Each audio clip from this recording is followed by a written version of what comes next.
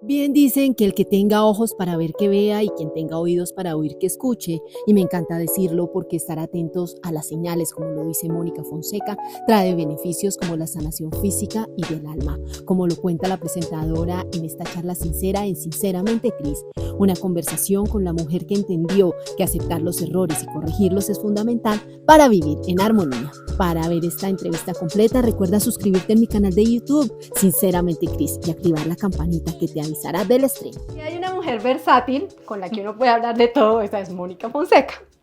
Habla de empoderamiento femenino, habla del reciclaje y la naturaleza, habla de la tecnología. Me acuerdo, Mónica, que cuando te conocí tú hablabas de una cantidad de cosas que nosotros no entendíamos nada, porque eran todos los adelantos tecnológicos que hoy todos vivimos de manera normal, pero para ese momento nadie conocía nada.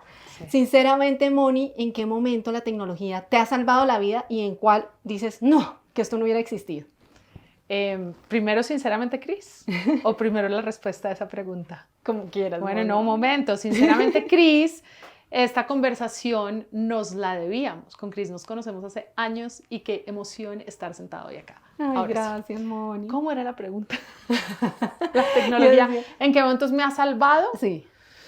Uy, mira, si no fuera por la tecnología, yo hice el año pasado una microespecialización gracias a la tecnología que yo no tenía ni, o sea, yo estudié comunicación social, estudié ciencia política, me gradué de comunicación social, pero con énfasis en educación política, no sé qué, y había una cantidad de aplicaciones que yo no tenía ni idea de usar, que usaban ingenieros, y para mi especialización, microespecialización, necesité todo eso, y si no hubiera sido por la tecnología que hoy en día está al alcance de tu mano, que era la tuya, exacto, que era la mía, pues no habría podido hacerla tan bien, te lo digo, o sea, eso fue impresionante, la tecnología me ha asistido de 1.000.000 de maneras. Cuando, por ejemplo, ya me voy a vivir a los Estados Unidos con Juan Pablo, fue la manera de conectarme con la gente. Sí. En la pandemia fue maravilloso. Sí, la pandemia fue maravillosa, pero o sea, es que total. Te preguntaba esto, Moni, porque es que tú conoces mucho la tecnología desde hace mucho tiempo. Sí. De verdad, nosotros éramos como, ¿de qué está hablando? Y tú entendías todo. Sí, me gusta mucho. Entonces creo que sí ha sido una buena herramienta para ti desde siempre. Un poco angustiante, ya que estamos en otra etapa de nuestras vidas con los hijos. Entonces uno dice, ¿qué hago con la tecnología? Porque si bien la tecnología, las tareas están ahí, digamos, las reuniones ahora son virtuales con los papás, bueno, uno se comunica, los niños estudian de esa manera, pero ¿cómo controlar? ¿Tú cómo haces eso? ¿Cómo pues mira, a mí me impresiona mucho que Joaquín es como, le hace mucho caso a los estándares del colegio, ¿no? Es como, inclusive yo le he dicho, oye Joaquín, busca la respuesta ya mismo, ni siquiera con ChatGPT, o sea, como que navega y busca la respuesta, como para que le cueste un poquito más de trabajo, y es como, no mamá, así no es, yo tengo que hacer el experimento yo, y entonces hay una ética también que me parece muy interesante que pueden entregar los colegios. Los colegios tienen que ayudarnos. Esto no es tarea solo de Cris, mía y de todas las mamás y papás. Nosotros podemos ayudar en la casa a no entregarle como esos artilugios en las manos y que miren a ver qué hacen. No, nosotros tenemos que saber en qué andan, qué están jugando, con quién están jugando, ponerles límites de tiempo urgentemente y límites de todo. Hay momentos para estar en ciertos juegos, hay momentos que ya eres más grande y entiendes otros, pero nosotros tenemos que poner límites, eso es así de sencillo. Con tecnología no podemos no hacerlo. Uy, sí, es verdad, porque hay una cantidad de cosas que pasan ahí, que en la red se comunican con uno, he conocido casos también que uno dice, como que uno a veces los ve por ahí y dice, quién sabe a quién le pasará eso, pero no, pasa. En la casa de uno pasa, en la casa de uno te quiero decir, Cris, mejor amigo de Joaquín o de los grandes amigos de Joaquín, no, mejor amigo de hecho, un amiguito con el que creció toda la vida le empezó a hacer ciberbullying y eran amigos del alma, pero entonces Joaquín se pilló que algo le estaba pasando a su gran amigo y le dijo, Nico, ¿qué está pasando? Te noto triste. Nico no estaba comunicándole eso a sus papás simplemente porque los niños a veces no nos comunican todo. Sí, es verdad. Pero se lo pudo decir a Joaquín, dijo, no, es que Pepito me está escribiendo X y Y, y le dijo, déjame ver qué te está escribiendo, y nos mostró a nosotros el chat. Menos Digo, mal. papá, mamá no van a decir nada, pero hay que darle manejo a esto. Entonces, entre ellos mismos también aprender qué está bien y qué no está bien, ¿no? Sí, hay muchos peligros ahí, así como hay grandes cosas y grandes descubrimientos. Sí, hay grandes peligros, es como tenemos que estar encima, eso es verdad. Pues Moni, gracias por este consejo, porque tú que eres una mujer que nació con la tecnología y que has sido súper adelantada en esto, creo que eres una voz a la que hay que escuchar. Moni, ser mamá es muy lindo. ¡Ja! Vendí mi corazón. Ser mamá es muy lindo, yo creo que es una de las cosas más especiales que a uno le pasa en la vida, pero también es muy retador. ¿Cómo ha resultado eso para ti? Pues Cris, mira, fue una elección, primero hay que decirlo, fue como muy pensado el ser mamá y debo decir que ahí sí Dios me mandó la oportunidad de hacerlo, porque uno puede pensar y hacer planes y no suceden. En mi caso sucedió que sí, se me concedió esa oportunidad de ser mamá, como a millones de mujeres les pasa y como a millones no les pasa. Cuando uno es mamá, uno tiene que entender que la vida le cambió para siempre. O sea, es Mónica antes y Mónica después, con la esencia de antes, pero Mónica con todo lo que viene acá y eso es súper importante. Es retador, es cansado, porque no hay forma de decirlo de otra manera, es lleno también de virtudes, también lo pone a prueba uno permanentemente, entonces es emocionante también porque uno tiene que ser una mejor versión de esa Mónica que era antes, pero de esta Mónica que es ahora. Y Cris, yo creo que lo hemos vivido, pero también duele, pero también alegra, pero también nos hace sentir orgullosas, pero también nos completa, y no que fuéramos incompletas antes, sino nos completan en esta nueva faceta. Sí. Entonces es súper bonito, pero yo siempre le digo a la gente que si tiene la oportunidad de tomar la decisión de tener hijos muy consciente, mejor, para que entiendan que sí es ese deber sagrado, al tener hijos, velar por ellos, no es como tener hijos por verse bien o tener hijos porque es lo que dice la sociedad, sino tengamos hijos con la conciencia de qué estamos haciendo, ¿no? ¿Tú querías? ¿Tú lo hablabas con Juan Pablo? Yo nunca quise hasta Juan Pablo. Cuando aparece Juan Pablo me conoce, ya nos conocíamos, pero nunca habíamos hablado de eso, y a la semana de estarnos viendo me dice, yo ahí en medio de una tragedia sideral, me dice... yo creo que tú sepas que nos vamos a casar y vamos a tener hijos. Y yo, no vamos a casarnos ni tener hijos, ¿qué te pasa? Yo no voy a tener hijos. Y me fue convenciendo poco a poco, simplemente con sembrarme la idea. Yo hoy en día digo que las mujeres hacemos incepción, muchas veces nuestros maridos les dejamos una idea, como que se las navegamos por otro lado y después ellos, tengo esta idea. Pero en el caso de Juan Pablo fue al revés. Él me la dejó ahí y yo como, este señor está loco, tal vez no, este señor no está tan loco. Este señor tal vez tiene la razón, y fui yo la que le dije, bueno, tiene 2 meses para embarazarme, le dije así. Yo me acuerdo. Se demoró 4. No, pero mira, muy rápido, toda la actitud. Se demoró 4, casi que le digo, esto se acabó. No, mía.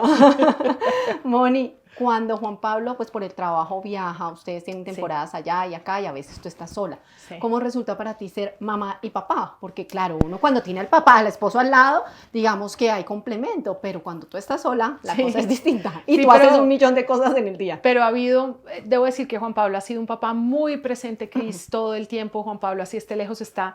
No es de esos papás que, no he hablado hoy con Juan Pablo. Primero, él y yo hablamos mucho. Juanpa y yo estamos todo el día chateando y, oye, hiciste esto y consignaste esto, oye, no me sentí bien. Entonces, como que hablamos también desde las cosas prácticas y técnicas de la casa hasta cómo te sentiste, qué tal estuvo la escena y también con los niños. Eso es importantísimo. Pero obviamente hace falta la presencia. Yo ahí le quiero hacer siempre homenaje a papás o mamás solteras porque es duro. O sea, yo digo, entre dos, igual es pesado, es la vida de uno y uno tiene que absolutamente también volcarse a acompañar la vida de ese otro ser. Me organizo muy bien, viajamos mucho con Juan Pablo desde el principio, fue un trato que hicimos. Ese es un trato un poco más de esta época. Antes productores, actores, y no lo estoy diciendo en masculino y en femenino, viajaban solos o solas a hacer sus proyectos. Eso empezó a cambiar un poco porque se empezaron a dar cuenta que la estructura familiar pues terminaba rompiéndose. Cuando tú no estás con tus hijos todos los días, los problemas de tus hijos no los acompañas. Cosas tan sencillas como que hoy algo se puede pillar Juan Pablo que no me pille yo. Entonces, por eso es importante estar en pareja, ¿cierto? O por eso es importante tener ese otro cuidador, esa otra persona adulta que lo ayude a uno también a observar lo que pasa. Sí, es verdad. No con esto estoy diciendo que no se puede criar solo. Claro que se puede criar solo, pero ojalá haya abuelos o familia o gente que esté alrededor que ayude un poquito a observar, porque a veces uno está cansado. Después del servir el desayuno, el almuerzo, la comida, llevarlo al colegio, hacerlo de uno, todo eso. Entonces es bonito cuando uno también tiene ese acompañamiento. Lo he tenido siempre. Juan Pablo es una persona que además llega a sus proyectos y yo le digo, bueno, hermanito, back to reality, de vuelta a la realidad. Es tu turno, amigo. Y él lo asume con mucha entereza y dice, es mi turno. Ay, entonces es maravilloso y los chinos están acostumbrados a eso. Pero sí ha habido un esfuerzo muy grande y la gente le llama sacrificio, yo le llamo gusticicio. Yo lo hago con mucho gusto, que ha sido como voy a donde esté Juan Pablo. O sea, hay una carrera que para mí es muy interesante y es la de Juan Pablo. Claro. Entonces, acompañarlo también ha sido mi carrera, ¿no? Y eso no ha dicho, tú te quedas quieta. Yo he podido hacer todo lo que quería, Sí. acompañándolo a él, que creo que también eso es clave, recordar que uno sí puede seguir sus sueños a pesar de que lo vean como siguiendo los del otro, ¿no? No, Moni, yo creo que la gente es más productiva así. Cuando tú estás feliz y tienes al que amas al lado, pues te vuelves más productivo. Moni, tú creciste con tu papá. Sí. Tú perdiste a tu mamá muy chiquitica. Muy ¿Cuántos chiquita. años tenías? Yo tenía 3 años cuando se murió. Hoy justo estábamos hablando por otra razón de ella, estábamos hablando con la gente de la cardio. A ella le dio lupus, nosotros vivíamos en Estados Unidos. Y a ella le da lupus, se lo diagnostican a los 20, caramba, yo creo que a los 25 porque ella muere a los 26. No, Entonces súper toca joven. venirse, imagínate, era una niña todavía, uno a los 25 es muy niñito y más en esa época. O sea, sí, tenía su familia, su esposo, lo que quieras, pero tocó venirse para Colombia porque ella quiso venir. Ella supo que cuando le diagnosticaron en esa época no es como ahora, que te dicen tienes lupus y tú dices, ok, tratamiento. Avancemos, sí. En esa época era como tienes lupus y era, para una persona joven era como me voy a morir. O sea, era distinto. Pocas personas son las que salieron adelante, se trataba distinto. Entonces nos venimos a Colombia. Y ahí pues mi papá con la ayuda de mis abuelas me crió con la ayuda de mis tíos, de mis tías, todo el mundo estuvo ahí. Eso sí debo decir. Hubo un network familiar y por eso te lo dije hace un ratico. Es súper importante. Moni, de esa experiencia de crecer tú sin tu mamá, con tu papá que fue súper especial, responsable, entiendo que se moría por ti, que estaba ahí siempre, que era cómplice también. De pronto eso te dejó alguna marca a ti como mamá y decir, mira, voy a hacer esto por mis hijos. De pronto, o hay cosas que uno dice, Cris, no quiero total, esto. hay una cosa muy importante y ahí lo acabas de decir. Yo, digamos que no lo había visualizado, observado como una marca, pero es una marca. Cuando nace Joaquín, mi obsesión por yo no lo dejo solo. O sea, no dejarlo solo en un espacio, sino es como yo tengo que estar ahí, yo tengo que estar ahí. Y algo me hacía respirar cuando pasaban de los 3 años, mis 2 hijos, ¿no? Pasaron de los 3 años y yo como que respiré. Es una cosa igual particular, porque además mi abuela, Julieta, a quien adoro, madre de mi padre, pierde a su mamá cuando ella tenía 9 años. No. Y queda con un chorrero de hermanos y obviamente a ella le tocó solita, pues el papá volvió, se casó, pero duro. Mi abuelo por el lado de mamá también, Carlos Delgadillo perdió a su mamá también chiquito, entonces éramos como huérfanos, muchos. pero en esa orfandad también nos acompañamos y ellos entendieron cómo abrazarme, porque ya habían pasado por ahí, ¿no? Pero sí, claro, uno queda con esa marca, eso decir que uno no. Y cuando tienes hijos lo entiendes. Tal vez si yo no hubiera tenido hijos, no entendería la marca, el hueco que deja mamá. Eso sí es inevitable, Cris. ¿Ha habido momentos en que te dé miedo? O sea, que piensas, Dios mío, ¿qué sería la vida de los niños si yo no estoy? Pues, a ver, son cosas que uno pidió a echar un chiste mal. Pues de Juan Pablo, ¿verdad? ¿Qué era? No, yo creo que sí, Cris. Yo creo que las mamás, igual así no hayamos perdido alguno de nuestros progenitores, pensamos mucho en eso. Y de hecho es un lugar común en las mamás al principio, el miedo de que algo nos pase o que le pase a los niños. Hay muchas mamás que tienen que visitar al psicólogo, por eso es muy natural. Además, lo quiero dejar acá sobre la mesa, que ahora le dé miedo, ¿no? ¿Y si me muero, qué pasa? ¿Y si me muero, qué pasa? Bueno, ahí sí te digo que tengo un adelantico, la vida sigue. Eso sí les digo, ¿me entienden? Porque ya estuve ahí y porque sé lo que se siente, es como, qué horror, nadie quiere dejar a sus hijos, pero la vida sigue y los niños y las niñas son resilientes y la vida misma permite también florecer. Sí, ojalá además esas personas están bien acompañadas. Yo creo que es lo más importante. Yo creo que mi mamá se muere. Pensé mucho en ella al principio de Joaquín, cuando tuve a Joaquín, porque decía, qué duro tuvo que ser para una mamá de 26 años dejar a su hija de 3. Terrible.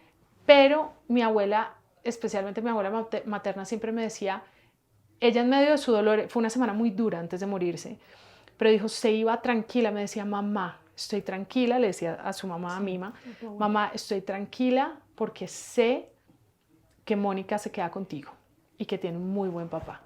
Entonces, también que me transmitan eso a mí es importante porque yo también descanso un poco, ¿no? Pensando en ella.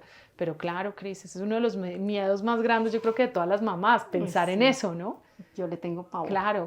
A veces como que digo, ¿qué hago pensando esto? No. Sí. Cancelado. Cancelado. Moni, acabas de pasar un susto con tu hijo. No tengas. Te entiendo mucho, te contaba Sí. al principio fuera de cámaras que yo viví una cosa similar y es angustiante, doloroso y uno tiene también ese tipo de temores. ¿Qué fue lo que pasó con tu hijo?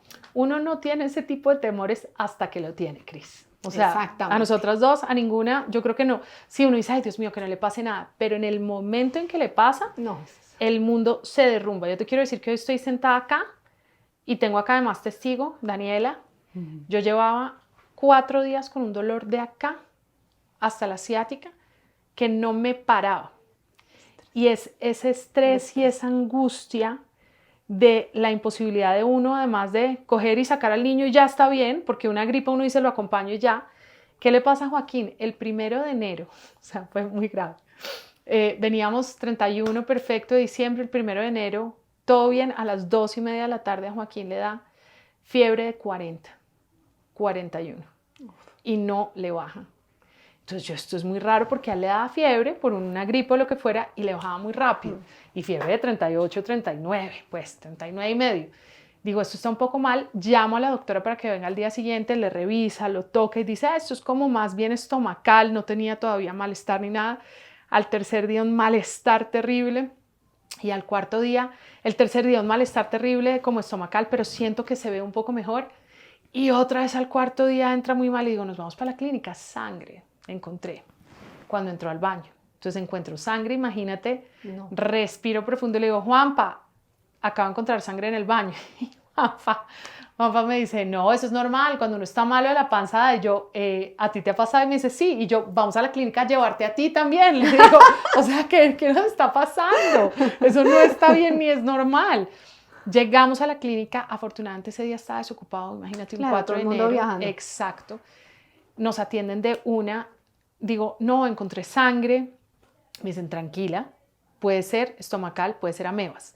Ya coprológico, todos los exámenes que tocaba, efectivamente una amebiasis y yo, pero a este niño, ¿dónde? Y me dijeron, tranquila señora, ahí ahorita amebas por todas partes, pasa, Colombia, lo uno, lo otro, pasa en todas partes, pero es normal y se lo vamos a cuidar. Pero nos llama la atención la saturación del niño. El niño, póngale, uno tiene que estar arribita de 93, 94, Joaquín estaba, no sé, en 79, una cosa así, pero no estaba ni ahogado ni nada. Todos esos días fueron exámenes y él seguía muy abajo, entonces decían, será la deshidratación, ta.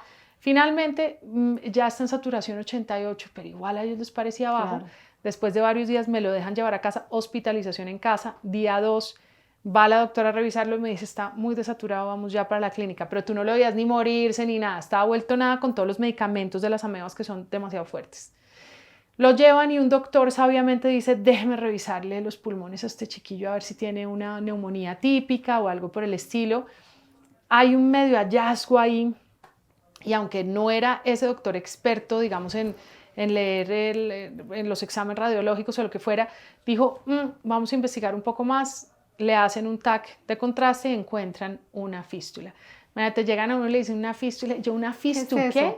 O sea, yo amo la ciencia, pero pues hasta allá no me da una fístula ventricular, no sé qué, y yo, ¿what?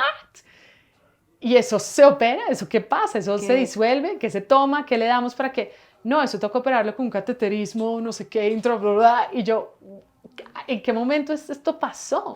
Claro, el cateterismo ya a uno le angustia, eso ya es otro nivel. Porque cateterismo como mi los abuelo. Señores, además. O sea, como cateterismo mi abuelo. Lejos, lo ves lejos. Entonces fue muy raro. Yo cateterismo les decía y ellos decían, sí, cateterismo. Y entonces fue como todo muy rápido, él seguía muy con la panza suelta y no, ya se va para no sé qué hospital y ahí sí me dijeron y yo dije, a la cardio. Yo dije, si algo conozco yo en Colombia es un hospital de niños que lo conozco al derecho al revés. Por favor, allá, que el seguro no cubre, que no sé qué, algo nos inventamos. Y fue ese proceso de que él se recuperara, lo teníamos que dejar recuperar de una amebiasis brutal, que la gente piensa que la amebiasis no es grave, sí, es súper grave, hay que desparasitarse, hay que estar muy pilos con eso, no hay que pasar por encima. Hubo señales además, hubo señales de que él podía tener parásitos y no le paramos bolas porque vimos algo que se comió, ¿y cuáles algo son que no las sé señales, qué, no, pues, lleno de gases, con recurrencia y él no es así, con malestar y dolor de estómago, o sea, cositas que pasaron que no le... Sí, se le pasaron al rato, le das una cosita y ya estuvo. Y resulta que no, que hay que estar, y más si había habido un viaje antes, ¿no? Como cholao, melao, no sé qué, en la calle, lo que fuera, Juan Pablo.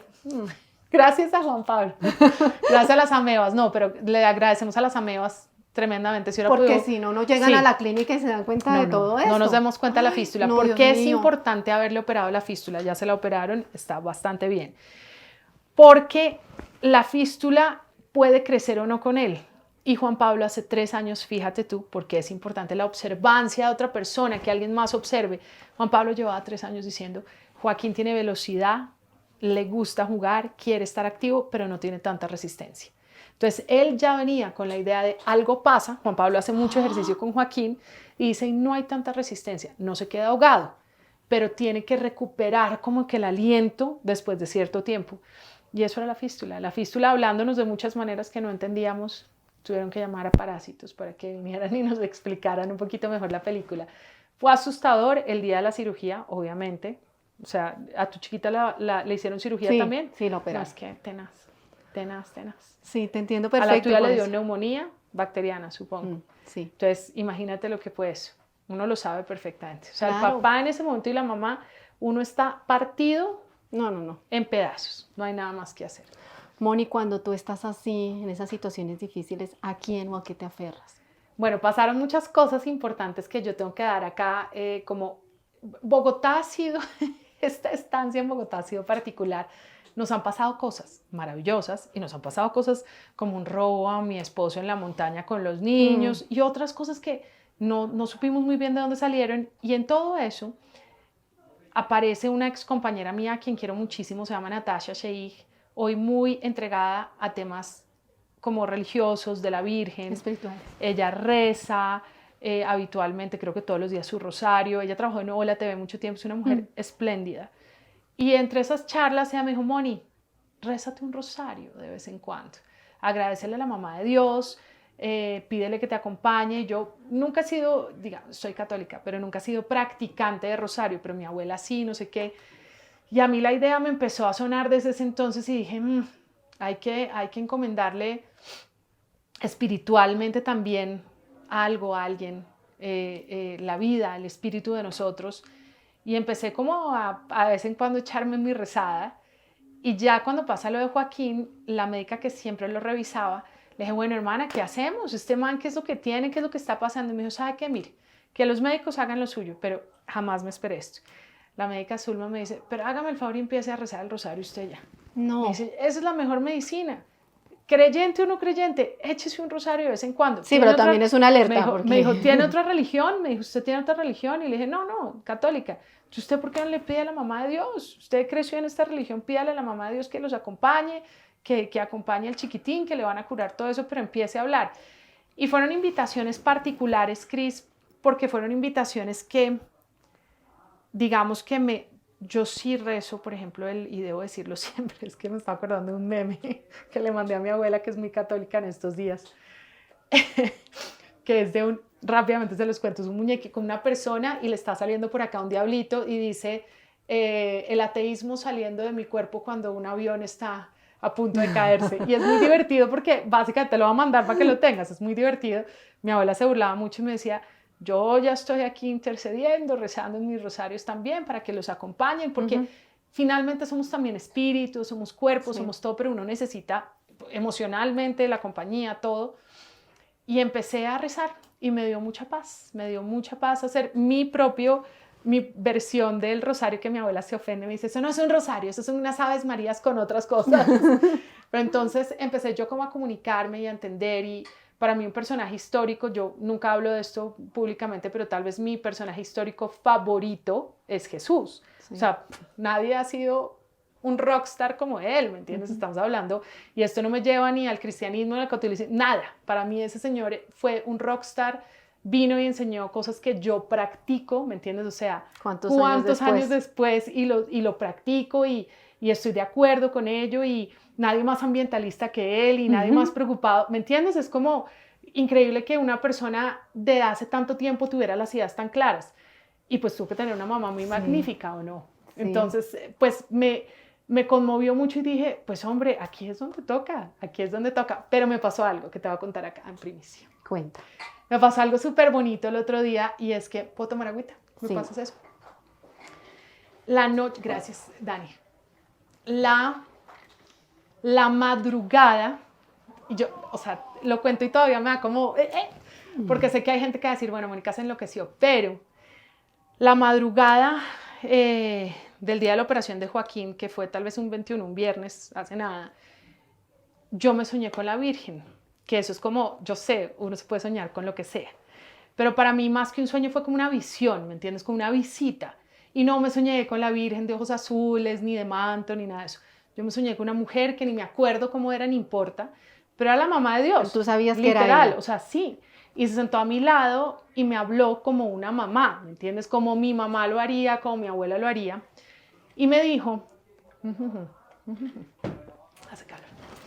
Y me dijo, porque yo le había dicho, yo le había en mis oraciones le había dicho, ¿qué ofrezco? ¿Qué les ofrezco? ¿Qué le ofrezco a Dios? ¿Qué le ofrezco para que pues, nos ayude a transitar esto? Sea lo que sea, porque es doloroso, es difícil. Y me contestó súper claro. Me dijo, yo no quiero, o sea, me dijo, yo no pido cosas grandes ni difíciles, pero hay una que tú tienes que hacer para que estés tranquila tú. Hay algo que no te deja tranquila, hay una, dilo así, como un cargo de conciencia en algo que no fuiste justa, en algo que no practicaste lo que predicas, ¿no? Yo predico mucha justicia, mucha empatía todo el tiempo. Y me dijo el nombre de la persona y me dijo clarísimo el mensaje, o sea, no fue como nada de nada. Y bueno, a esa mañana me desperté, alisté a Joaquín, nos bañamos con una paz y una tranquilidad. O sea, no me preguntes, antes de la cirugía Me pasó igual. estábamos en una paz y una tranquilidad, obvio.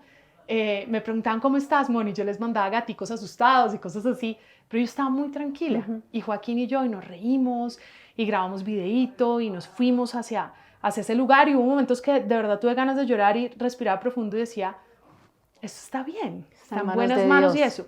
Pero además, apenas se lo llevaron, le conté a Juan Pablo, le dije, tengo que hacer esto. Le dije, tengo que hacerlo no por obligación, sino por convicción. Le escribí a esa persona y le pedí una disculpa. Y le dije, le dije que le pedía disculpas, no porque yo no tuviera razón en mi argumento, porque pienso que lo tuve, pero que uno tiene que ser muy cuidadoso en que si predica algo tanto, carajo, lo tiene que cumplir. O sea, le escribí súper bonito igual, Cris. Pero le dije como, yo me equivoqué en la ecuación cuando pude ser empática con tanta otra gente y no con usted, y no contigo, le dije.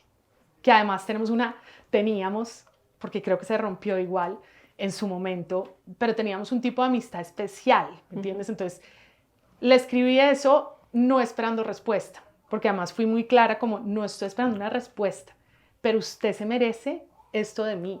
Usted se merece esto totalmente, que yo le pida una disculpa por mi manera equivocada. No sabes la respuesta que me escribió. ¿Qué te dijo? No, hombre, o sea, divina. Fue muy especial. Y le conté además, le dije, mire, esto es una petición que me hizo la mamá de Dios, o sea, literal, de corregirme. No ni siquiera me dijo, pídale perdón. A mí nunca, en ese sueño nunca fue María diciéndome, pídale perdón a esta persona, sino fue como, corrija la manera como usted lo hizo porque no fue correcta. Claro. Y fue lo que hice. Y fue, pues me emociono mucho al decírtelo porque le puse a esa persona, siento mucho haberme demorado tanto, o sea, siento mucho porque de verdad no tengo otra cosa en mi cabeza que ni sea un peso, ni sea nada. Mira, fue ligera esas 2 horas que esperamos a Joaquín. Además recibí la respuesta durante esas 2 horas y fue muy lindo, fue muy profundo, porque sé que esa persona, gracias a mí, porque sé que esa persona también la pasó muy mal. Yo no la pasé mal, yo simplemente hice algo incorrecto, o sea, la manera como lo hice no estuvo bien. Y sé que esa persona, no por mí, por muchas otras personas, por la reacción que traen hoy en día las redes sociales, no la pasó bien. Y me pareció tan importante como poder disculparme, y esa soy yo, ¿me entiendes? Además, entonces como no puede pasar de otra manera. Moni, eso que la Virgen te pidió, te había estado dando vueltas en el corazón, quizás todos no te dejaba en paz. Todos los días de mi vida. ¿Por qué no lo hacías? Porque yo creo que el ego juega una mala parada. Fíjate, y te lo dije, considero que mi argumento es válido y mi argumento además es verdadero en el sentido como de, no de esta es mi verdad y la otra no es verdad, sino el argumento es válido, ¿me entiendes? El que uno tiene que ser muy compasivo inclusive con sus opiniones. Sí. Pero yo hice exactamente lo que no quería que hicieran con las personas, ¿me entiendes? Sí. Y creo que eso se llama ego. Sí. Cris, ¿qué otra cosa sino ego? Y me sirvió mucho y había algo que no me dejaba en paz también y es que estamos construyendo unas cápsulas divinas de perdón con Natalia Ponce de León, que está haciendo con Code School, que es una gente increíble, Henry May, y nos inventamos algo muy chévere. Henry me invitó a hacer algo con él, que ya verán qué es. Y es ese trabajo que vengo haciendo desde hace años. Y esto no me dejaba. Pero es tan importante que me ha pasado. O sea, te lo digo, lo digo hoy con tranquilidad. Juan Pablo sabía que algo me molestaba. Él también tomó una reacción que seguramente en su momento él conversará sobre eso. Pero a lo que voy es que a mí no me dejaban paz. Yo decía, no estoy siendo una persona verdadera cuando yo no puedo salir a hacer lo que predico, ¿me entiendes? Claro. Terrible. Entonces, en ese sentido estuvo bien y algo se rompió y seguramente se rompió para siempre, pero yo estoy segura que reparar, así sea mucho tiempo después, pero reparar el daño que uno puede hacer igual con sus palabras o con sus actitudes o con su mala reacción también, no importa si la otra persona lo hizo mal, ¿me entiendes? Es que hay un punto, Cris, que uno también tiene que entender, no importa si la otra persona se equivocó y lo hizo mal, si uno encima de eso se equivoca más en la manera de corregir o en la manera de observar o en la manera de acompañar, pues es doblemente mal para uno, Claro. no para la otra persona. Claro. Entonces es como tenía que corregirlo y quedó por lo menos claro con esta persona a la que admiraré siempre, querré siempre, y seguramente tenemos diferencias en orillas, en opiniones, que yo siempre habría podido llamarla y decirle todo por teléfono y conversar con ella en lugar de irme públicamente. Sí, Moni, reconocer los errores Pues, que uno comete no es tan fácil. No, me costó 2 años. A uno le da vuelticas en el corazón y en la cabeza, pero hacerlo es muy importante, Moni. Total. No importa, quedas tú tranquilo, quedas Total. en paz y sanas un montón de cosas a tu alrededor. Total. Moni, ¿cómo está tu nené hoy y cómo está la relación hoy con la Virgen y con Dios? Joaquín y yo voy a nombrarte a los dos porque los dos están acostumbrados. Yo los acostumbré en la casa a como nunca decir groserías, sino como que si algo nos pasa, Jesús santo, no sé qué, pero desde siempre, y vuelvo y te digo, sin ser religiosa es súper chistoso. Entonces como que ellos tienen ese lenguaje en la cabeza. Y además de eso, la relación, voy a hablar primero de la relación con ellos, ¿no? Por ejemplo, porque ellos han sido los que me han traído. Yo digo que Joaquín parece Opus Dei, es muy chistoso. Es como todo la regla, todo es como, ¿me entiendes? Se cumple, todo se puede hablar, ¿cierto? Pero todo es bajo las reglas y para él es muy importante también esa regla espiritual, ¿no? Sobre el espíritu se cultiva. Josefina entonces oye canciones y no lo digo yo, dice como esas canciones porque dicen malas palabras, dice lo lindo no dice malas palabras, lo bonito no es con malas palabras, qué sé yo, y las malas palabras también de golpe son importantes en algún momento, pero a lo que ves que ellos tienen una relación espiritual. Cuando lo roban en la montaña, que ellos bajan, Josefina lo primero que dice cuando le decimos, bueno, ¿y cómo fue? ¿Y papá te defendió? Y dice, no, fue Jesús. No me preguntes de dónde sacó eso, eso nunca hemos sabido. Jesús les hizo así a ellos. Papá defendió, pero Jesús les hizo así. O sea, en mi casa no se habla de esto. Nosotros no hablamos de Jesús.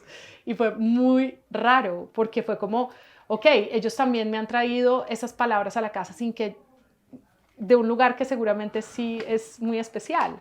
Entonces, ¿cómo es mi relación espiritual? Pues nada, y sigo haciendo mis oraciones todas las noches, porque son como mi mantra, son mi lugar de meditación también.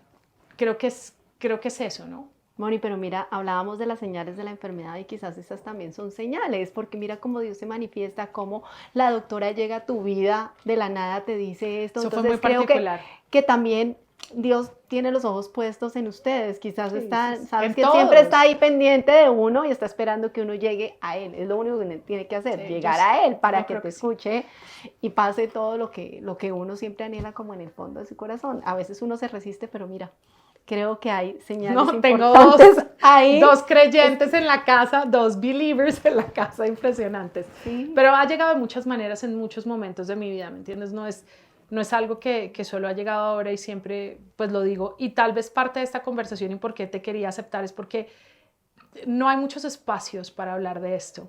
Los espacios siempre cuando tú hablas de religiosidad, de Dios, de creer, es difícil, ¿me entiendes? Como que te encasillan inmediatamente en algo y como que este es un lugar en donde uno puede hablar tranquilo del tema sin sentirse como que no está en el lugar indicado, aunque uno debería poder hablar en todas partes. Claro, que es un poco Moni. lo que pasa, ¿no? Hoy en día. No, y mira que la gente siempre te dice como, ay, no, fanático o algo, pero pues quienes conocen este espacio entienden que no es nada de eso y Dios no es religión, siempre lo digo, Dios es una amistad Total. que tienes ahí, es tu protección, para mí es todo. Yo no Total, veo la total, vida total. sin Dios. Moni, hablaste del proyecto con Natalia Ponce. Sí. ¿Por qué, digamos, tú tienes tanta empatía con todos estos temas que te conozco tan bien de hace tantos años? Que cuando te dicen Natalia Ponce y se presenta esta persona, ¿qué fue eso para ti? Yo creo que eso fue como un... Natalia, cuando le sucede cuando le sucede eso tan terrible, cuando le sucede a ella y a su familia, porque es que la gente además no tiene que poder entender que cuando a uno le hacen algo así de espantoso, no solamente es contra uno, sino es contra todo un círculo familiar, contra muchos amigos. A mí me pasó algo y es que inmediatamente le escribí, sin haber sido amigas del alma, sino conocidas. Nos habíamos visto en parrumbas, compartíamos gente conocida. Lo primero que hice fue escribirle, o sea, no podía hacer otra cosa que escribirle. Y le dije, lo que usted necesite a la hora que necesite. Yo estaba viviendo por fuera. Y desde ahí nos empezamos a volver muy amigas y como muy admiradoras de la una y la otra. Obviamente yo de ella especialmente, pero de Julia, su mamá, pero de sus hermanos que nos conocíamos, también de la rumba, de la fiesta, de salir, de encontrarnos en la calle, lo que fuera. Pero desde ahí empezó una relación diferente. Ella me volvió parte de su junta directiva y empezamos a trabajar juntas en proyectos. Creo que es de las mujeres más valientes, fuertes, resilientes, increíbles, transformadas que conozco sin haber perdido su esencia, porque sigue siendo la misma Natalia Ponce de León, que eso es divino. Pero ella, en su esencia poderosa, ha traído una gran enseñanza. Y cómo no estar cerca de esa persona, ¿me entiendes? Cómo no estar ahí cerquita de aprender de ella. Ella es básicamente un experimento de esos de la vida que uno dice, Dios mío, que le pasa de lo más complicado y de lo más complicado ha florecido. Sí. Entonces me enorgullece mucho a mí trabajar con Natalia, estar cerca de Natalia. Este proyecto que está haciendo, además que invito, es gratuito. Lo posteo, te lo mando después además con Co-School, que es de Henry May, un inglés que se enamoró de nuestra tierra y que trabaja con los colegios y las escuelas acá, precisamente en que se relacionen mejor los alumnos, en la virtuosidad de la empatía, ¿cierto? Sí. Pues él empezó con este curso divino, hoy por hoy ha hecho muchas cosas, pero empezó con este curso que es de perdón y me dijo, me llamó a mí, nos conocíamos ya, él fue invitado también al podcast de Juanpa, yo lo conocí por algo que hicimos juntos, un taller, lo que fuera, o un conversatorio, y me dijo, ¿tú crees que Natalia Ponce quisiera hacer esto? Y le dije, claro que sí. Y es un taller gratuito para la gente, para que aprenda a perdonar. Para que no solamente, ¿me entiendes?, sepa pedir perdón. Desde la voz de la experiencia. Porque uno, sí, pedir perdón ya vimos lo difícil que es, pero también perdonar desde el otro lado, poder realmente perdonar y seguir adelante y perdonarse a uno mismo. Porque, ojo, esto no es como, ¿cómo te perdono a ti que me hiciste esto? Sino, ¿cómo yo que la embarré soy capaz de perdonarme, de quererme, de abrazarme, de decir, esto no estuvo bien, vamos a corregirlo. Entonces, pues, imagínate. Qué lindo. ¿Y entonces ese empieza cuándo, Moni? Ese ya está al aire. En la página de ellos se pueden meter cuando quieran. Y ese ya está. Y estamos trabajando a marcha forzada en el que vamos a hacer conmigo, que es de empatía. Ay, me encanta. Que es un trabajo divino. Y es gratuito, o sea, quiero que sepan que esto no es como, vengo a vender un curso. No, hombre, esto es un trabajo gratuito, se está haciendo de esta manera porque la gente lo necesita hoy más que nunca. Estamos viviendo un momento particular. No estamos peor que antes, históricamente estamos mejor que antes, en muchos sentidos, Cris, pero esta época nos trae otros retos. Sí. Y entre esos retos tenemos que empezar a encontrarnos en el perdón, en la empatía, en perdonar, en acompañarnos, en ser resilientes, lo uno, lo otro. Qué lindo decirlo, pero también practicarlo, volvemos a lo mismo. Porque sí, todos decimos, bueno, perdona para que estés libre de culpas o tu corazón esté tranquilo, pero perdona, ve y hazlo, no es tan fácil. Moni, tengo 2 últimas preguntas. Claro. Una es, tú hablas de empatía todo el tiempo y Juan Pablo, tu esposo, es un hombre que cuando tuvieron tu segundo hijo, sufrió de una depresión postparto. Sí. Y fue muy valiente para mí y es muy valioso también el trabajo que él hace desde su podcast, como decir, hey, me está pasando esto, soy un hombre. ¿Cómo lo viviste tú, Moni? Porque me parece que te demuestra lo que es él, como la sensibilidad que tiene él. Y decírselo a su esposa, muchos yo creo que ni siquiera se arriesgan porque van a decir, no, este me va a ver aquí como un tipo débil. Exacto. Y nos han acostumbrado a que los tipos son fuertes. Divino lo que acabas de decir y poderosísimo. Nos han acostumbrado a hombres y a mujeres que los hombres tienen que ser fuertes. En mi caso particular, yo crecí con un papá que vi llorar, con un papá que ha sido muy fuerte y que ha resuelto todo en la vida y que es capaz de todo, pero también lo he visto triste y también se ha dejado ver llorar y también se ha dejado ver deprimido y también se ha dejado ver triste, ¿me entiendes? Y es la persona más positiva que yo conozco, sin embargo. Entonces creo que en medio de eso, para mí no fue no natural ver a Juan Pablo y no por nada estoy con él, ¿me entiendes? Juan Pablo, como cualquier otra persona, ha cometido errores, se ha puesto triste, se ha deprimido, lo que tú quieras, como todos nosotros, pero tiene algo muy bonito y es que sabe pedir perdón. Juan Pablo tiene algo muy lindo, que sabe reconocer sus emociones, inclusive cuando no tenía tan claro que era una depresión. Juan Pablo lleva muchos años en psicólogo, acompañado como por terapeutas, pero también en un mundo muy espiritual que ha hecho de él una persona que, por más de que navegue un lugar oscuro en algún momento, puede ver la luz y puede salir. Entonces, en ese sentido no fue raro para mí, fue más bien qué podemos hacer. Lo acompañé en muchas horas que hablábamos, hasta el punto que yo me reía y le decía, bueno, hermano, empiéceme a pagar porque ya llevamos 2 horas en esta conversación y necesito. Y el acto, yo digo que uno de los actos de generosidad más grandes que yo he hecho es que un día le dije, lo vi que necesitaba a alguien como mi psicóloga, que es María Antonieta Solórzano, que es maravillosa. Una vieja que sabe de historia, que sabe de cultura, que sabe de ciencia, que sabe de todo, pero además es una maravillosa experta de las emociones, que tiene además una vida espiritual muy bonita. Y ella abrazó a Juan Pablo, figurativamente hablando, y empezó a construir también, y a construir con él y a conversar, y eso le sirvió mucho. Entonces, ¿qué tiene que hacer una esposa? Una mujer, una compañera, aquí no es de género el tema, sino la compañera, en una sociedad que ha sido por años y miles de años de esta manera construida, en muchas esquinas muy equivocada, pues tienen que empezar a deconstruirse. Y las mujeres también tenemos un trabajo acá que hacer. Por supuesto, tienen que devolvernos también lo que nos han quitado en tantos años, pero las mujeres también tenemos que empezar a saber cómo ir a nuestras parejas. Sí, qué importante. Hombres y mujeres, pero en este caso particular, además a los hombres, porque tú lo empezaste diciendo. A uno le llegan a decir eso y uno, no, pero este señor tan débil, pero si este es el que me tiene que cuidar, si este es el que... Y no es así, no es así. En la pareja se construye todos los días de aquí para allá, de allá para acá. Hay veces uno sostiene más peso, hay veces otro sostiene más peso. Y en este caso fue como, ¿qué hacemos para que te sientas bien? ¿Hacia dónde caminamos? ¿Hacia dónde marchamos? Y eso es lo que hemos hecho. Y ha salido bien. Qué lindo, no, me encanta, amo, soy fan de ese podcast, me lo veo todo. Muchas gracias, me encanta. Y siempre digo, detrás de un gran hombre y una gran mujer, y tú eres así. Muchas gracias, Cris. Así, por eso dices. Bueno, y ustedes son una pareja así también, y lo sabes, Cris, ustedes son ¿cómo se dice? Coequiperos. No puedo decir coequiperos, casi que no puedo decir. Son una pareja que ha aprendido eso, y eso no se aprende cuando uno recién está saliendo, eso se aprende en las duras. Sí. Eso se aprende cuando uno está pasando momentos difíciles y tiene la elección de hacerlo o así, o de esta otra manera, o de esta otra manera. Cierto, Moni, la vida uno en elige. Familia y en pareja es de eso, de constancia, de conocerse, de entenderse. Moni, la última pregunta que tengo para ti, aquí hay un momento muy lindo que es el momento Mario Hernández, es ¿con qué sueñas? ¿Qué sueño? Yo ¿con qué sueño? Yo sueño mucho. Yo sé que quieres que me vaya como ese gran sueño que tengo, pero yo voy a decirte algo. Yo sueño todos los días de mi vida.